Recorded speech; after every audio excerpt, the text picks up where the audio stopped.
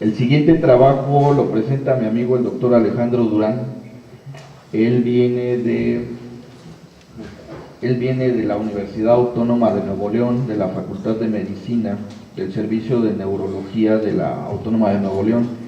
Su trabajo se titula Estudio descriptivo y polisomnográfico de pacientes pediátricos con epilepsia nocturna y trastornos de sueño. Bienvenido, gracias por estar aquí. Gracias. Muy buenos días a todos, es un honor estar aquí en frente de todo el auditorio. Bueno, como comenta el doctor, este es un estudio descriptivo clínico y polisomnográfico de pacientes con epilepsias nocturnas y parasomnias de los pacientes reclutados del Servicio de Neurología Pediátrica del Hospital Universitario José Eleuterio González en Monterrey, Nuevo León. Este estudio se inició básicamente por falta de estadística al norte del país, ¿verdad? Sé que aquí al centro del país hacen mucha investigación de sueño, pero al norte prácticamente es muy poca la población médica y científica que se interesa en abordar este tipo de patologías. Como les comento, una introducción breve desde las civilizaciones antiguas. Se han interesado en este tipo de patologías y en este tipo de padecimientos. Los griegos describieron y hicieron gran mitología con este tipo de padecimientos, pero no nada más las civilizaciones antiguas. Todavía los artistas modernos continúan expresando su inquietud acerca de los trastornos del sueño. Los investigadores, como podrán ver, son bastantes los que participamos en este estudio. Le quiero agradecer a la doctora Beatriz Chávez Luébanos y al doctor Eduardo Garza Villarreal, tanto como el doctor Francisco Guerrero, el apoyo en la guía de cómo pudiéramos hacer esta investigación. Esto se realizó, como les comento, los pacientes fueron reclutados del Servicio de Neurología Pediátrica del Hospital Universitario, que es el que se encuentra en la parte de arriba, y los estudios fueron realizados en el CIDICS, o Centro de Investigación en Desarrollo en Ciencias de la Salud de la Universidad Autónoma de Nuevo León, que también se encuentra dentro del área médica del hospital. La relación entre la epilepsia y el sueño, nada más a forma de breve introducción. El sueño, sus trastornos y la epilepsia se asocian comúnmente. Se sabe que la deprivación de sueño incrementa la incidencia de parasomnias y actividad epiléptica. De igual manera, los desórdenes convulsivos pueden afectar el ciclo de sueño y vigilia, y las parasomnias, a su vez, pueden simular un fenómeno epiléptico y viceversa. Y de aquí la inquietud de que no tenemos estudios estadísticos al norte del país, y vemos que realmente cada vez se va incrementando más el número de consultas por estos padecimientos. Así que el objetivo es evaluar clínicamente y con el uso de cuestionario, polisomnografía y genética. También se realizaron algunos, se aplicó el cuestionario de TOMAL por parte de neuropsicología a estos pacientes para ver la atención de estos niños. En los pacientes pediátricos que presentaban epilepsias nocturnas y o parasomnias, para compararlos con controles sanos y de esta manera determinar similitudes y diferencias entre estas entidades.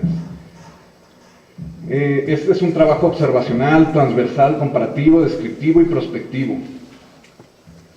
Como les mencioné, se reclutaron los pacientes con los diagnósticos ya descritos de la consulta de neurología, y los controles sanos fueron niños voluntarios que nos acercábamos a ver si con las mamás, a ver si deseaban participar. Es más difícil incluir controles que los pacientes con patología. Ahí disculpen, está mal escrito el EMBLA. Este fue el equipo que se utilizó, el polisomnógrafo que se utilizó, un EMBLA S4500, y los análisis hasta ahorita vamos a dar resultados parciales o previos, porque son el análisis que se corrió automáticamente por el Sleep Diagnostic Software de REMLogic. El cuestionario de sueño que se utilizó fue la versión española del Pediatric Sleep Questionnaire. Este instrumento es el que se utiliza en la consulta de neurología pediátrica del Hospital Universitario. Esta es el área donde hicimos la polisomnografía. Ellos son estudiantes de la Facultad de Medicina que les interesó el proyecto y voluntariamente fueron a apoyar al estudio. Todavía es un proyecto que no está terminado, estos son resultados parciales. La población actual es de 35 pacientes, perdónenme, fueron 24 casos, que son el 68.5%. De estos, los que contaban con epilepsias nocturnas fueron 18, que es el 51%, y de estos casos de epilepsias nocturnas, 6 se asociaron a parasomnias. 6 de estos pacientes, otros 6 pacientes llegaron al consultorio de neurología pediátrica por presentar alguna parasomnia. Y los controles solamente van 11 casos que hemos podido reclutar. Las características demográficas y clínicas de la población total, vemos que la mayoría son mujeres, el 54% son mujeres, 16 solamente son hombres, la edad media cae dentro del rango de la edad escolar, a los 8 años, con una desviación estándar de más o menos 4.5. Los grupos, como aquí lo puse en rojo, los escolares son los que abundaron en el estudio. Y también se detectaron comorbilidades como cefalea y migraña en 3 pacientes, el TDA, por los trastornos del sueño, como explicaba antes el doctor, y enfermedades alérgicas. Las características demográficas y clínicas de los pacientes con epilepsia, 10 de estos pacientes fueron mujeres, que es el 55%, la edad media también cae dentro de los rangos en edad escolar, y los tipos de epilepsia fueron 2 casos de Lennox-Gastaut, 2 casos de epilepsias frontales nocturnas, 2 casos de niños con Rolando o Bex, un caso de Dravet, y los diagnósticos no los hicimos nosotros, los diagnósticos los realizó el servicio de neurología pediátrica. Entonces nos limitamos a ver los diagnósticos que estaban en el expediente, y epilepsias focales reportaron 3 casos y no clasificados 8 casos. Las características demográficas y clínicas de los pacientes con parasomnias, aquí abundaron los hombres. 8 de los pacientes son de los 12 pacientes totales de una N de 12 pacientes con parasomnias, 8 fueron hombres. La edad media también cayó dentro del rango de la edad escolar, y los tipos de parasomnias fueron 5 sonámbulos de los que caminan, 2 sonámbulos de los que hablan, un paciente con terrores nocturnos, 3 pacientes con pesadillas y un paciente con eneuresis. Las características demográficas y clínicas de los pacientes epilépticos con parasomnias, estos eran los 6 pacientes que habíamos separado al principio, que traían ambas patologías, y también caen dentro del rango de los pacientes en edad escolar. Vemos que la mayoría de las epilepsias nocturnas diagnosticadas por el servicio cuentan con el mayor número de asociación a parasomnias, en la cual contamos 2 pacientes con pesadillas y 2 pacientes de los sonámbulos que hablan. Uno de los pacientes con epilepsia frontal nocturna refiere pesadillas, y de los epilépticos focales, uno también se corroboró como sonámbulo. Las características demográficas y clínicas de los controles, pues 7 fueron mujeres, 4 hombres. La edad media también cae dentro de la edad escolar, y los rangos de edades van de 1 a 17 años. Okay. Las características demográficas y clínicas de la población total, aquí más o menos hago en esta tabla, trato de juntar toda la información en una sola tabla, donde podemos ver las Ns totales de los pacientes. Aquí se fijan que epilépticos había dicho que eran 12 al principio, pero al combinarlo con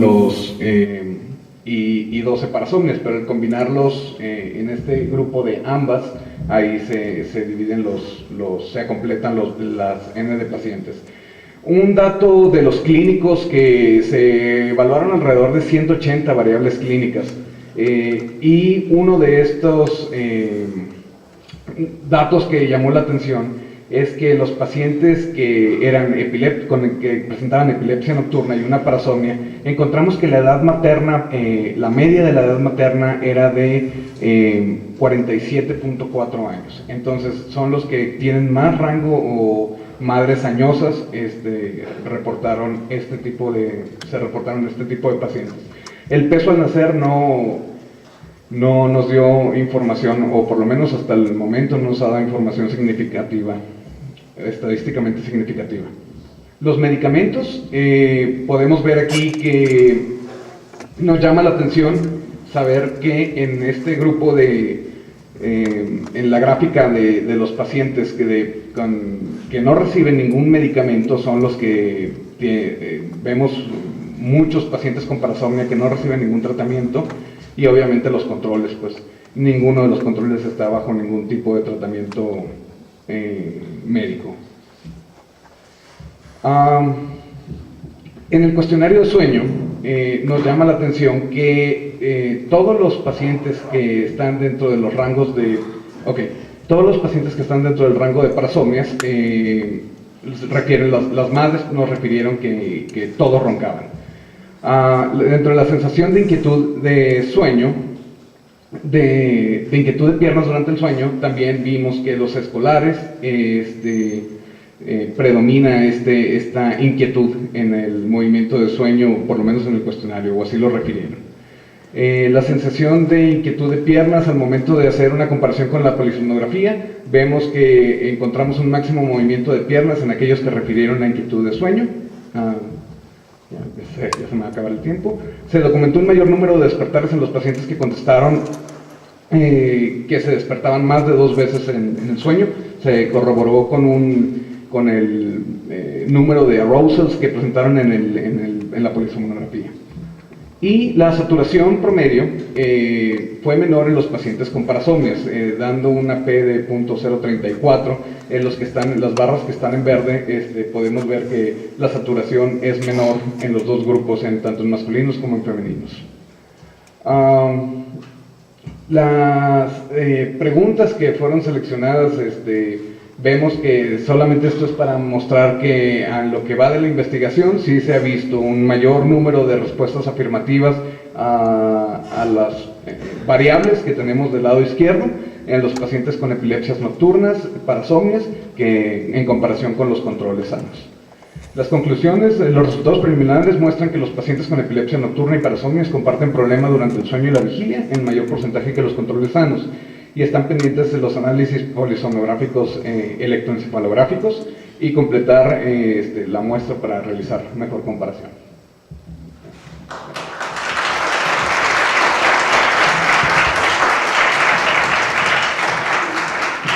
Muy bien, te felicito, excelente presentación. ¿Tenemos tiempo para una pregunta? ¿No? Bueno, yo vi que presentaste el dato de un lactante con parasomnia. ¿Qué edad tenía ese lactante y qué parasomnia tenía? Porque yo no tengo experiencia con parasomnias de niños muy pequeños.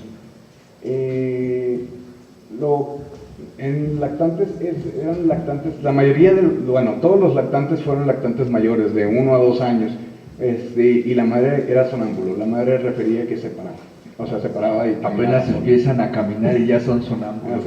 Ok, excelente, muchas gracias, felicidades. Tania, adelante.